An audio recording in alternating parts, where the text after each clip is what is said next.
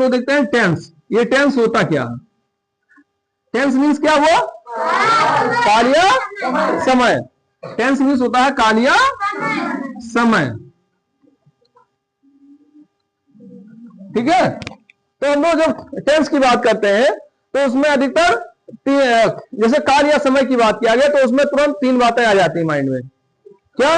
एक तो चल रहा है, एक बीत गया और एक आने वाला है ना। तो तीन प्रकार के कार्यों की बात हम लोग करते हैं। अक्सर समय की बात करें तो तीन प्रकार के समय की हम लोग बात करेंगे। तो अगर कहा जाए कि समय कितने प्रकार के होते हैं या टेंस कितने प्रकार के होते हैं तो कितने प्रकार के हो जाएंगे? तीन प्रकार के हो जाएंगे।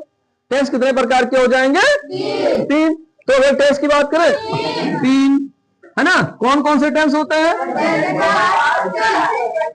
देखिए तीन प्रकार के टेंस होते हैं।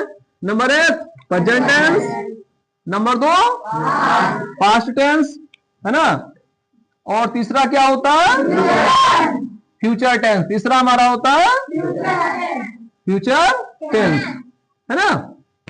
एक होता है प्रेजेंट टेंस, पास्ट टेंस और future tense. Present tense, past tense और ये तीन प्रकार के टेंस होते हैं। समय देखा जाए तीन प्रकार का होता है, प्रेजेंट टेंस, पास्ट टेंस और फ्यूचर टेंस, है ना।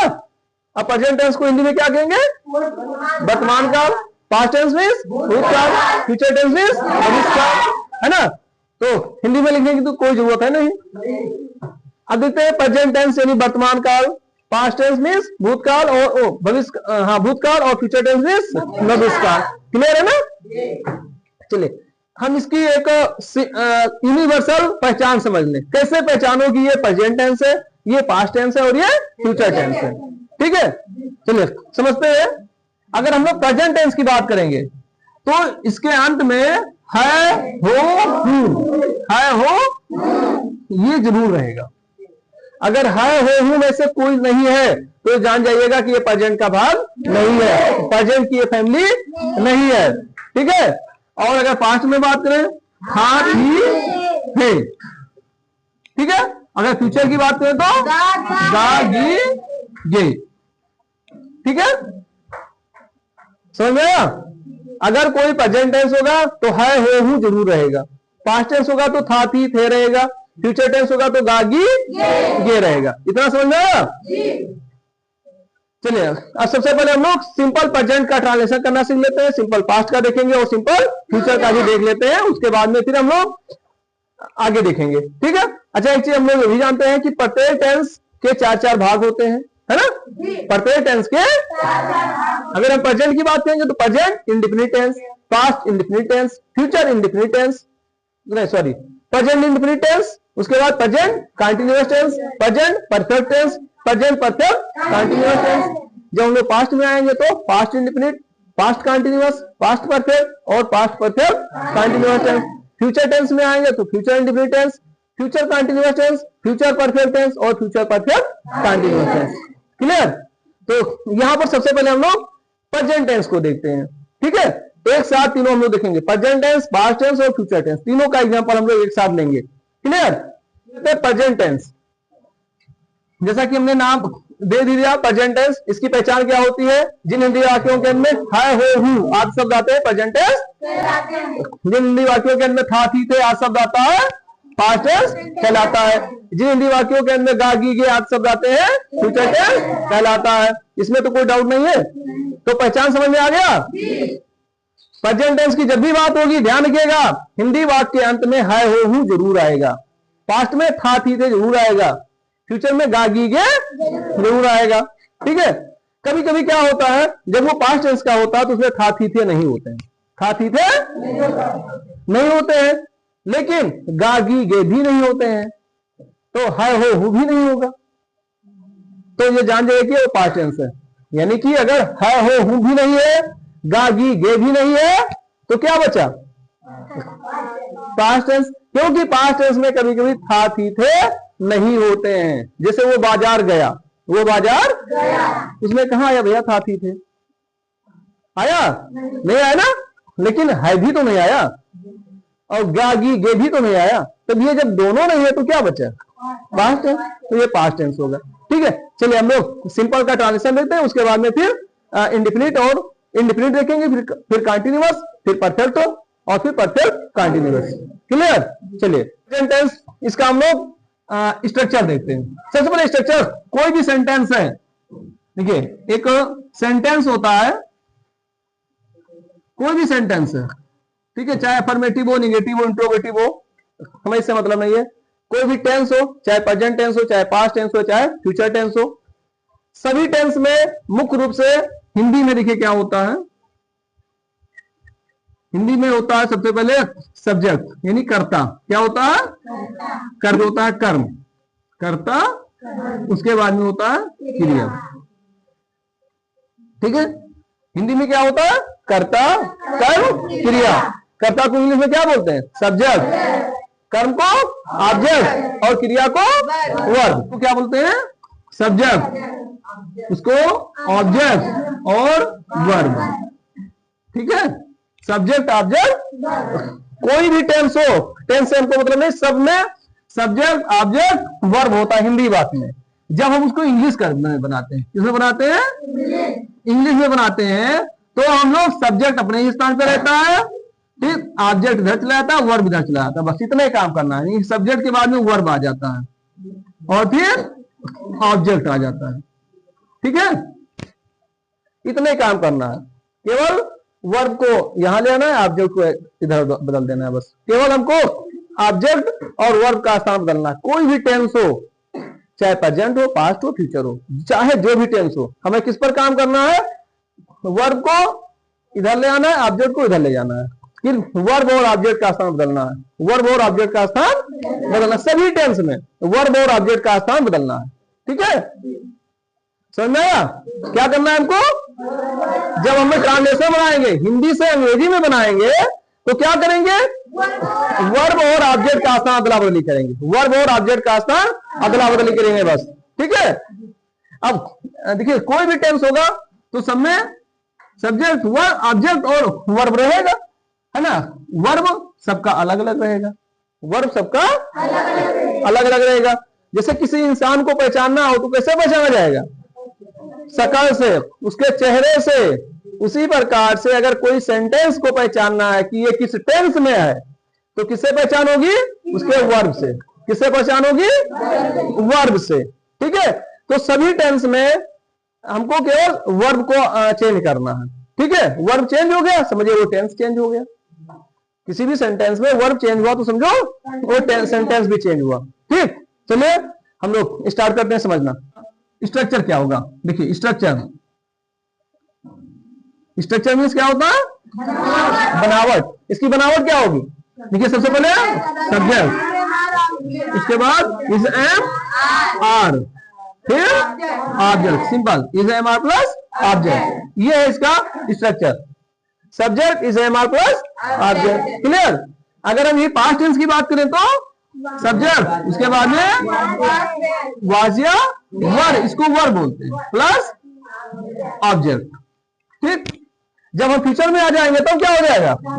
सब्जेक्ट प्लस बिल, बिल या सेल, बिल या, उसके बाद बी, बी, फिर उसके बाद में ऑब्जेक्ट।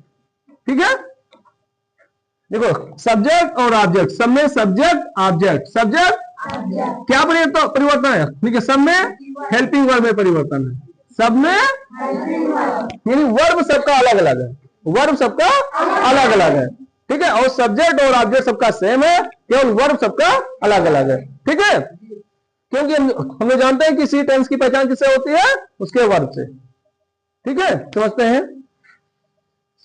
प्रेजेंट टेंस का अफर्मेटिव का स्ट्रक्चर होगा subject is am are plus object, और पास्ट टेंस का structure subject was were plus object, और फ्यूचर टेंस का सब्जेक्ट विल या shall plus be plus object. ठीक है, अच्छा प्रश्न ये उठता है कि इज कहाँ आएगा, आई एम कहाँ आएगा, आर कहाँ आएगा। ठीक है, एक वचन कर्ता के साथ हम लोग लिखेंगे इज। अगर कर्ता हमारा सब्जेक्ट एक वचन है तो इज लिखेंगे, कर्ता बहुवचन है तो आर लिखेंगे, अगर आई है तो हम आई एम लिखेंगे। यहाँ पर देखिए कर्ता एक वचन है तो वाज लिखेंगे, कर्ता बहुवचन है तो वर लिखेंगे, इसको वर बोलते हैं। ठीक है, और सब्जेक्ट यहाँ देखिए आई, देखिए बिल और शैल आ गया, तो हम लोग आई और बी के साथ, आई और बी के साथ शैल, देखिए आई और बी के साथ में सेल, बाकी सभी कर्ताओं के साथ विल का प्रयोग करते हैं। ठीक है, अब हम लोग एग्जाम्पल देखते हैं। जैसे वो स्कूल में है, वो स्कूल में है। अगर इसकी बात करें तो क्या हो जाएगा? वो स्कूल में था। अगर हम फ्यूचर की बात करें तो क्या होगा? वो स्कूल में होगा, वो स्कूल में होगा।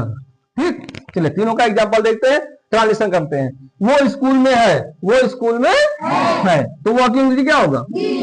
अब एक वचन की वो वचन, एक वचन, तो वो। अब देखिए इसका ट्रांसलेशन, वो हमने कर्ता लिख दिया, उसके बाद रिवर्स क्रम में लिखते चले जाओ, बस इतने ट्रांसलेशन है।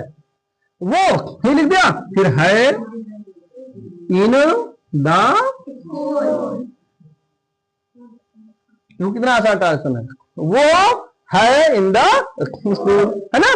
He is in the school, he is in the school, school में था। ही, देखो इसमें भी कर्ता सब्जेक्ट हमने लिखा, फिर रिवर्स क्रम में चले आओ। ही वॉज इन द, वो स्कूल में होगा। He will be in the school, he will be in the, बस हो गया। ठीक, एक और एग्जांपल देते हैं, देते हैं। तुम्हारा भाई एक डॉक्टर है, क्या होगा? यहाँ पर सब्जेक्ट है तुम्हारा भाई, ठीक है, तो इसका होगा your brother, your brother is a doctor, your brother is a doctor, तुम्हारा भाई डॉक्टर था। Your brother was a doctor, ठीक है, यहाँ पर डॉक्टर होगा, तो उसका translation your brother will be a doctor. ठीक है, समझ आया? कठिन है? नहीं, बहुत ही आसान है। चलिए एक और एग्जांपल देखते हैं। ये देखिए यहाँ पर निगेटिव हो गया, है ना। वह पार्क में नहीं है, ये क्या होगा? निगेटिव हो गया। क्या हो गया? तो निगेटिव सेंटेंस में क्या करें जानते हो? जैसे अफर्मेटिव हो गया, निगेटिव में हम लोग क्या करेंगे? देखिए इज एम आर के बाद में यहाँ पर नॉट जोड़ देंगे। क्या करेंगे? नॉट जोड़ देंगे, निगेटिव हो गया। यहाँ पर वाज या वर के बाद में नॉट जोड़ देंगे। विल या सेल के बाद में नॉट जोड़ देंगे, बस। विल नॉट भी या सेल नॉट भी, ठीक है। यानी हेल्पिंग वर्ब के बाद में हमको नॉट जोड़ना। निगेटिव सेंटेंस में कहा जोड़ना है? नॉट। हेल्पिंग वर्ब के बाद में नॉट जोड़ना। निगेटिव सेंटेंस में हेल्पिंग वर्ब के बाद में, इतना ध्यान रखिएगा। चलिए, वह पार्क में नहीं है, वह पार्क में नहीं है, क्या होगा? देखिए दे, अब दे के साथ क्या आएगा? Are. They are not, they are not in the park, they are not in the park में नहीं थे, क्या होगा? दे वर, दे बहुवचन तो वर आएगा। They were not in the park, है ना। और फिर देखिए वो पार्क में नहीं होंगे, क्या होगा?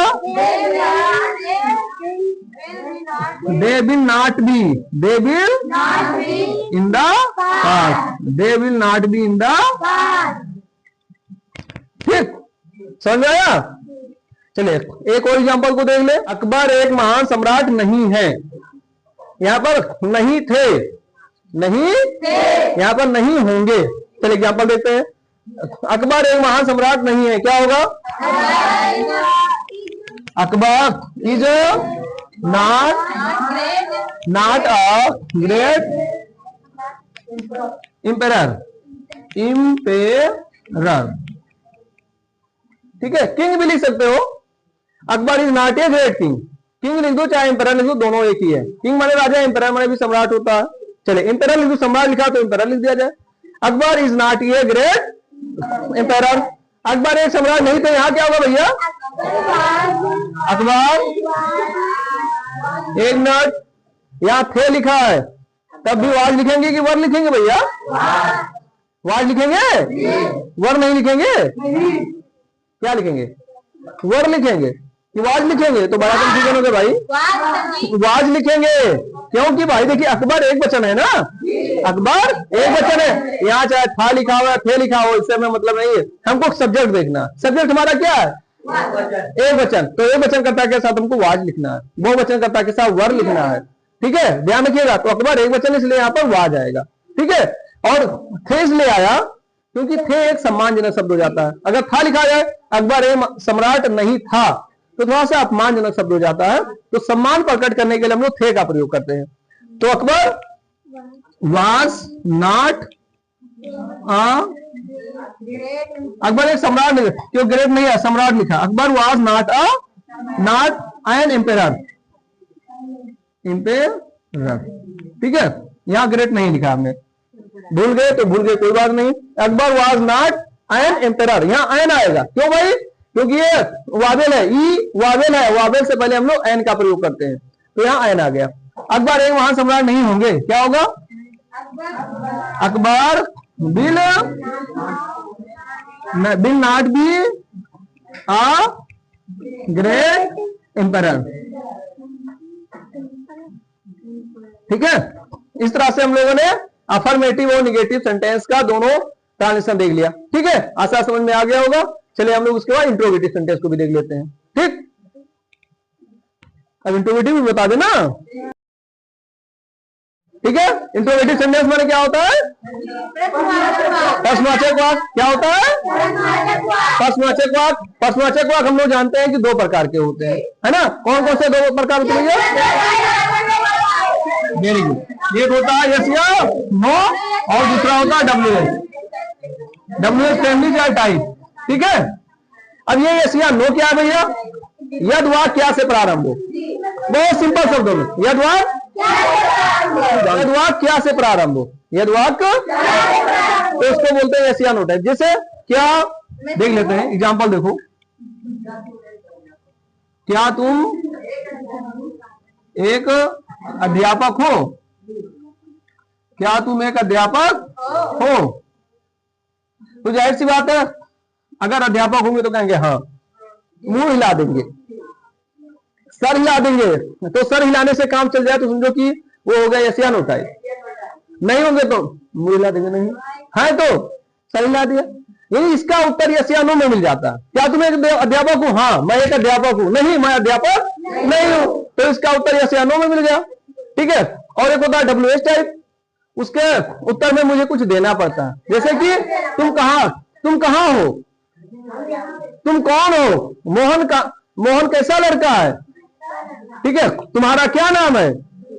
इस तरह से अगर आ जाए तो वो होता है WH टाइप इंट्रोगेटिव सेंटेंस। तो दोनों का हम लोग स्ट्रक्चर देख लेते हैं पहले, फिर उसके बाद ट्रांसलेशन देखेंगे। ठीक है, जैसे यस या नो टाइप वाले का देखिए स्ट्रक्चर। सबसे पहले हम लोग लिखेंगे हेल्पिंग वर्ब आगे आ जाएगा, यस इज एम और आगे आ जाएगा इज एम, उसके बाद में सब्जेक्ट और फिर ऑब्जेक्ट, और ये प्रश्नवाची चिन्ह का निशान लग जाएगा, हंसिया का निशान लगा दीजिए। ठीक है, इसी प्रकार से अगर WH टाइप है क्या है तो आगे क्वेश्चन वर्ड हो जाएगा, उसके बाद फिर इज एम प्लस सब्जेक्ट और उसके बाद में ऑब्जेक्ट हो जाएगा।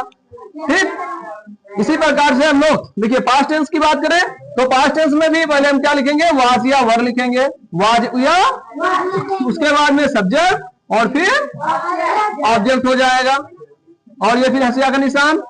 और अगर क्वेश्चन वर्ड बोला होगा तो पहले क्वेश्चन वर्ड, फिर उसके बाद में वाज या वर, सब्जेक्ट, उसके बाद में ऑब्जेक्ट। और अगर फ्यूचर टेंस में है तो पहले हम लोग क्या लिखेंगे, बिलिया, बिलिया, उसके बाद में सब्जेक्ट, फिर यहाँ बी हो जाएगा, फिर उसके बाद में ऑब्जेक्ट। अगर क्वेश्चन वर्ड वाला है तो पहले आगे क्वेश्चन वर्ड, फिर उसके बाद में बिलिया सेल,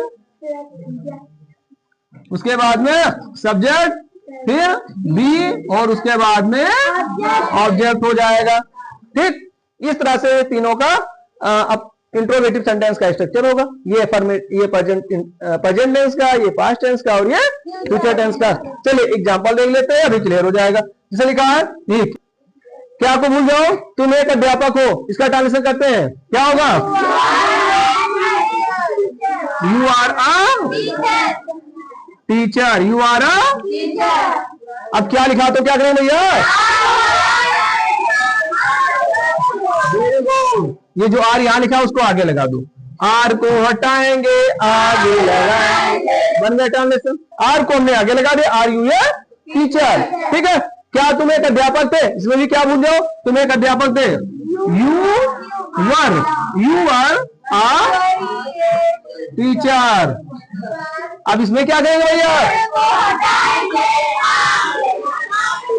वेरी गुड, वर को हटा के हमने आगे लगा दिया, वर को हटाएंगे आगे लगाएंगे, बन गया। क्या तुम अध्यापक हो गए? इसमें भी भूल जाओ, अभी क्या तुम एक अध्यापक हो गए, you will be a teacher, you will be a. अब क्या लिखा तो क्या करेंगे?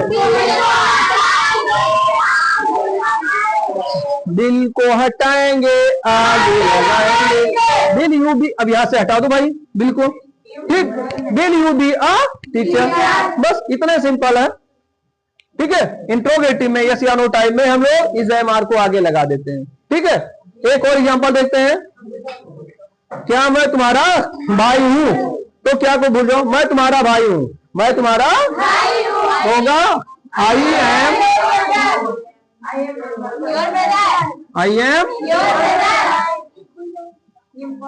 अब क्या करें, क्या लिखा है तब? वेरी गुड, एम को यहां से आगे लगा दो, am I your brother, am को हटाएंगे आगे लगाएंगे। क्या मैं तुम्हारा भाई था? इसको क्या भूल जाओ,